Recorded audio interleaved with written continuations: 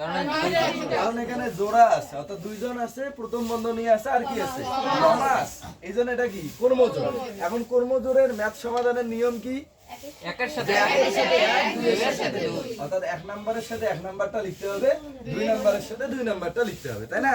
তাহলে এখন দেখো তো এর এক নাম্বারে কে আছে? তাহলে আমরা লিখলাম যে x মাইনাস cy আর এর এক নাম্বারে কে আছে?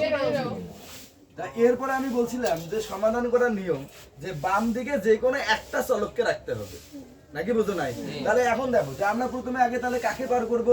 cy কে। এখন cy আছে কোন দিকে? বাম দিকে। নিয়ে যাইতে হবে কোন দিকে? ডান দিকে। তাহলে হবে ax ইকুয়াল এই মাইনাসের cy ডান দিকে যা প্লাসের cy, নাকি বুঝো নাই?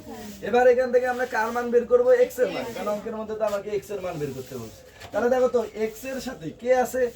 তাহলে বলা হয়েছিল যার কেউ নাই, আর তার মাঝখানে কিছু নাই, তার গুণ আছে। তার মানে এই x এর সাথে a কি আকারে আছে? তাহলে ওই দিকে যা কি হবে? ভাগ। তার মানে আমরা কি লিখবো?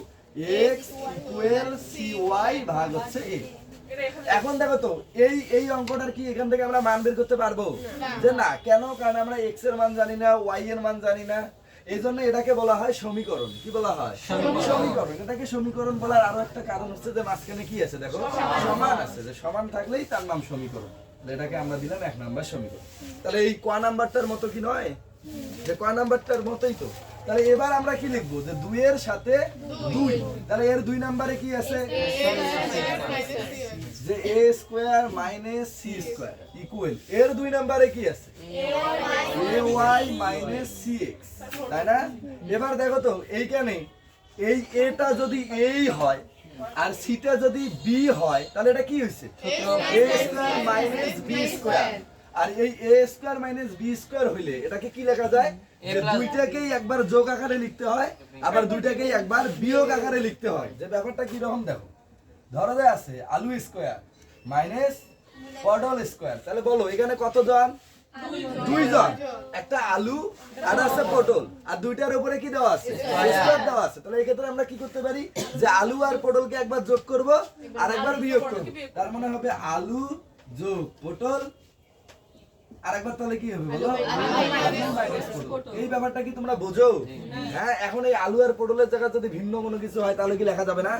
সৌরভ তুমি কি বোঝো? তাহলে বলো তো দেখি, এখানে তো আছে a square minus c square. তাহলে কি লিখবো? দুটাকে একবার যোগ করো একবার বিয়োগ করো। এখানে দুইজন কে কে বলো তো? a স্কয়ার আর c স্কয়ার।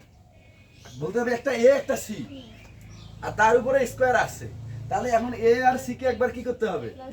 একবার যোগ আর একবার বিয়োগ। তার মানে হয়ে যাবে a plus c into a minus c। তোমরা তো ভালো মিথ্যা কথা বললে, তোমরা না বললেন যে বোঝেন বলে।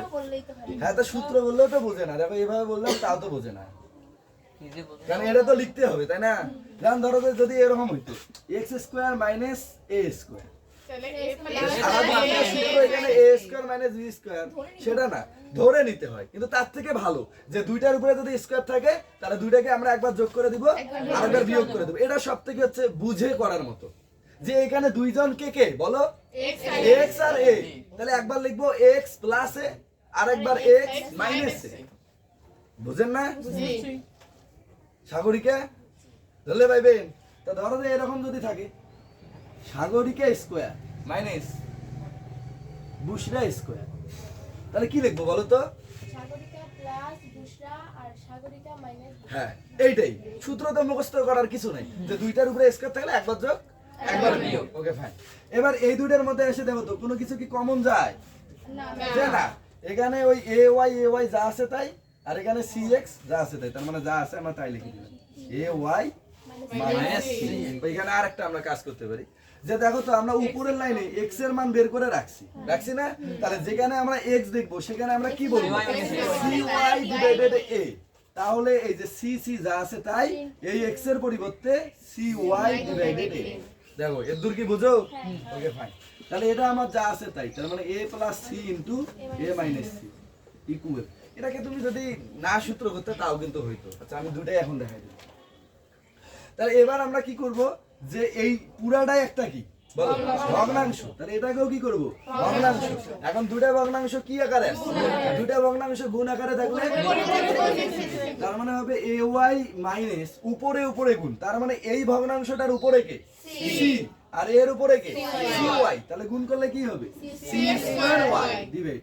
এবার নিচে নিচে গুণ, এর নিচে কে 1 আর এর নিচে কে a, তার মানে 1 কে a কে। ওকে ফাইন, তাহলে এবার এটা যা আছে তাই যে a plus c into a minus c equal. এবার দেখো যে এইটা একটা আবার একটা কি ভগ্নাংশ, তাহলে এটাকেও আমরা কি করলাম ভগ্নাংশ করলাম। এবার এই দুইটা ভগ্নাংশ কি আকারে আছে বিয়োগ আকারে, আর বলি দেওয়া হয়েছিল যে দুইটা ভগ্নাংশ বিয়োগ আকারে থাকলে লসাগু করতে হয়।